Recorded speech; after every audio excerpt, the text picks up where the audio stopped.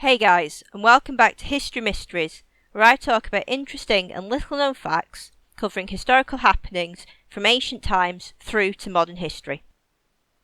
This week is Columbus Day in the Americas, the anniversary of Columbus's arrival in the Americas in 1492. It was an incredible achievement, but just how much luck and how much judgment were included in this discovery? There are many misconceptions and myths around the story of Columbus's voyage.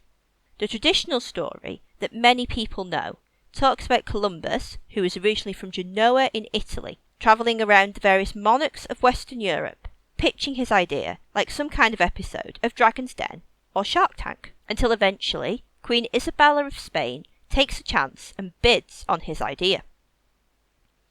So what was the pitch from Columbus? Why did Queen Isabella fund the trip when others had declined? And where does this story come from?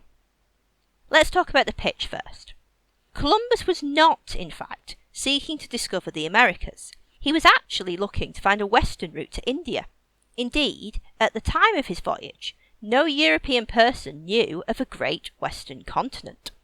In order to understand why it was important to discover a western route to East Asia, it is important to understand why the Europeans wanted a new maritime route for trade.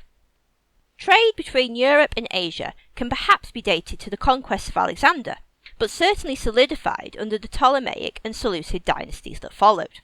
However, the land routes were not normally direct, as trade was controlled by either the Parthians or Kushans as intermediaries.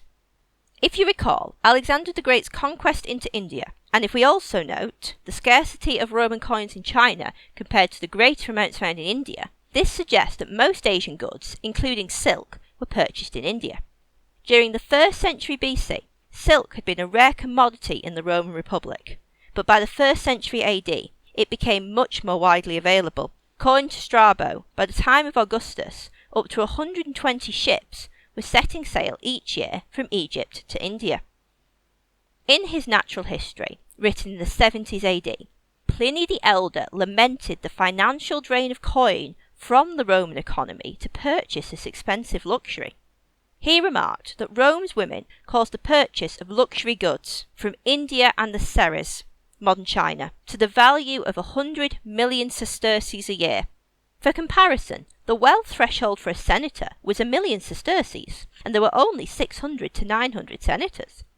So with this substantial spend by the Roman Empire, the Silk Road was becoming established. But continued trade needs a stable geopolitical environment to prosper, and this has not always been the case throughout history.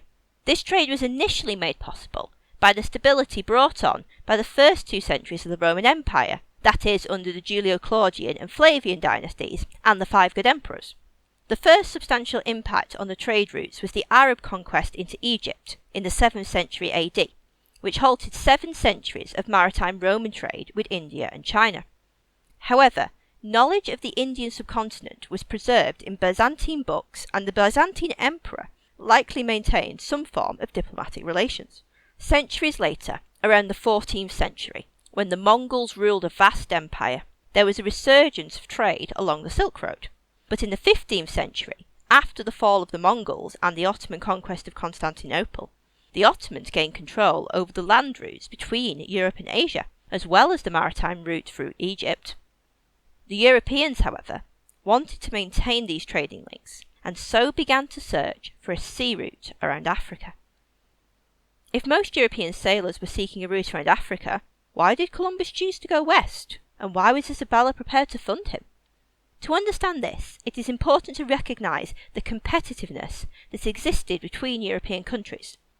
For the story of Columbus, the rivalry here was between Spain and Portugal. Following the fall of Constantinople in the 1450s, Pope Nicholas V granted all lands and seas discovered down the western coast of Africa to the kings of Portugal.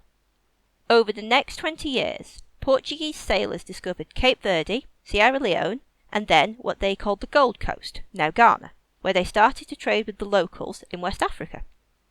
In 1478, after the War of the Castilian Succession, the peace treaty recognised Ferdinand, the heir to the crown of Aragon, and his wife Isabella as the sovereigns of Castile. In return, Portugal was granted hegemony of the Atlantic, except for the Canary Islands. This Portuguese dominance of the Atlantic coast was completed in 1488 when Bartholomew Diaz rounded the southern tip of Africa, proving that the Indian Ocean was accessible from the Atlantic. So, for the Spanish, the direct trade routes east were blocked by the Ottomans, and the sea route around Africa was controlled by the Portuguese. It may well be that Columbus made his pitch at just the right time. He had already been rebuffed twice by King John of Portugal, but when he sought permission from Ferdinand and Isabella in early 1492, they had recently conquered Granada. This provided them with an immense influx of wealth, which allowed them to back what may well have been a hopeless expedition.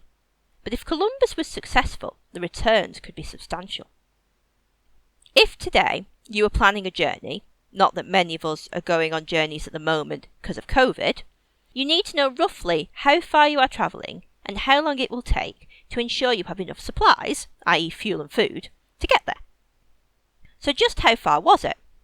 The issue was not the shape of the Earth, but its size, and therefore how far away the east coast of Asia was from Spain.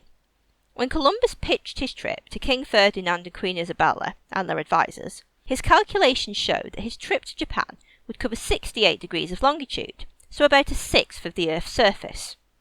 I'm not sure if you're familiar with the distance between the Canary Islands westwards to the east coast of Asia, but it's a lot further than that. So what did Columbus do wrong? Let's look at two things: how many miles it was to complete the journey, and how far is a mile? The modern, or British mile, is equal to 5,820 feet and measures 1.6 kilometres. In the 15th century, there were many miles of various lengths in use, both in Europe and the Arabic world. Many scholars originally assumed Columbus used the Roman mile of 4,860 feet, 1.5 kilometres, which was in common use among Spanish and Portuguese sailors. However, it is very unlikely that Columbus was using the Roman mile. We know that, since when he subsequently arrived in the Caribbean and measured Cuba, his measurements were off by about a third if he was using the Roman mile. Remember, Columbus was Genoese, and the Italians of the time used the geometric mile of only 4,060 feet, 1.24 kilometres, which is now widely believed to be the measurement used by Columbus.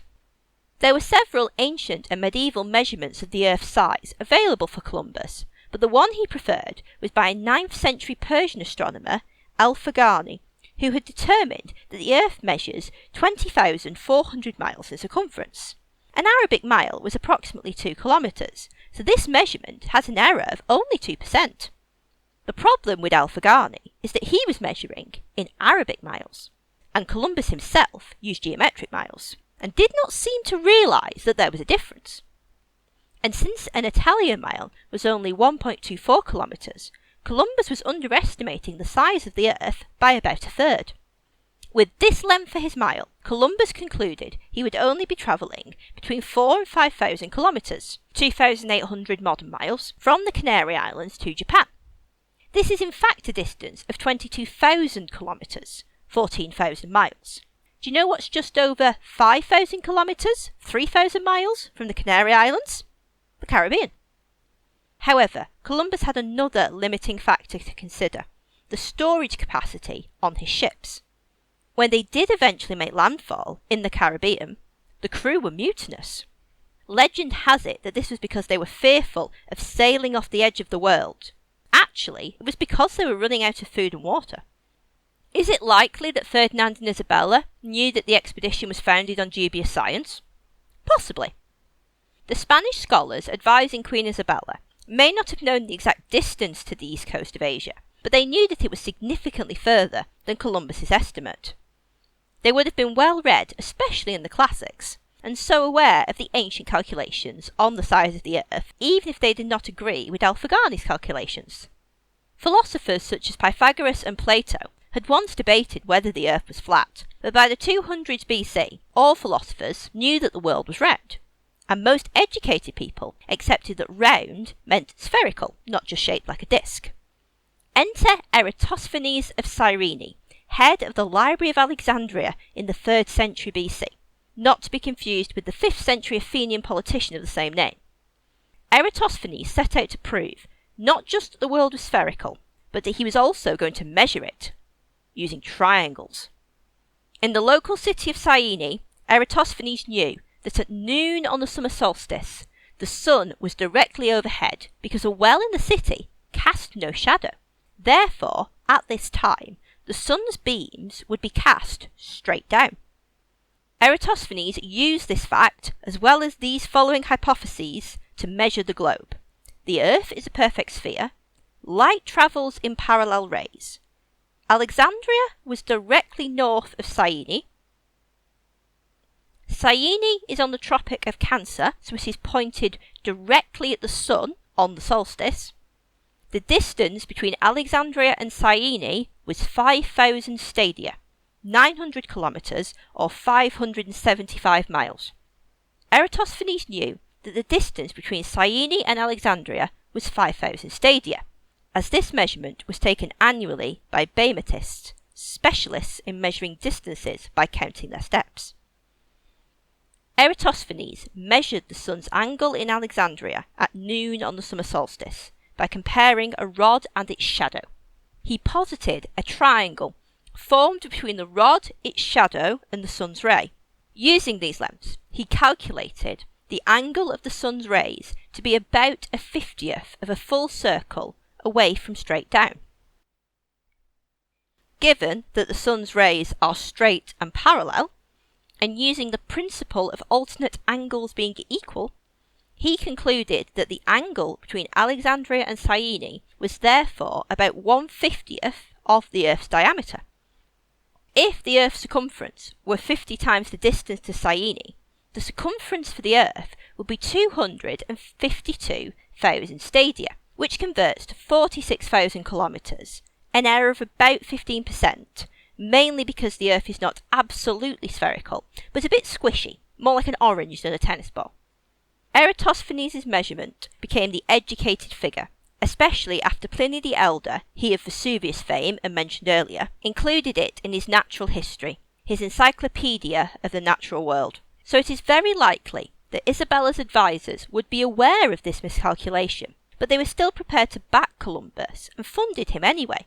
And despite this miscalculation, Columbus did reach land and discovered the Americas, 5 weeks after setting out from the Canary Islands.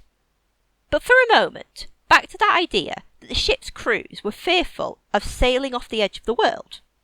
If the Earth being round was established as far back as Plato and Pythagoras, why does the misconception that many used to think the Earth was flat still persist in some quarters to this day? Enter Washington Irving, yes, the Sleepy Hollow guy. In 1828, Washington Irving published his biography of Columbus, A History of the Life and Voyages of Christopher Columbus. It is one of the main sources used to teach the story of Columbus, consciously or unconsciously. It's not really fiction or non-fiction. The closest analogue is perhaps I, Claudius, somewhere between biography with added details and well-researched historical fiction.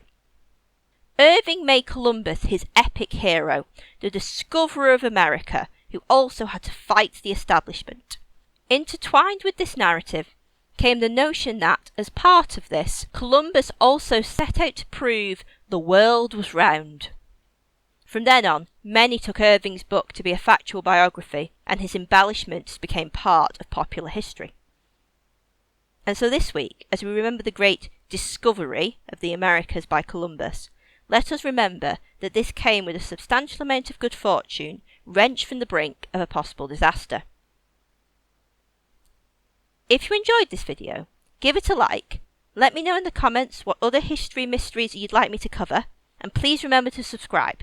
For details on upcoming videos and shorter history facts, follow me on Instagram or Twitter, links in the description.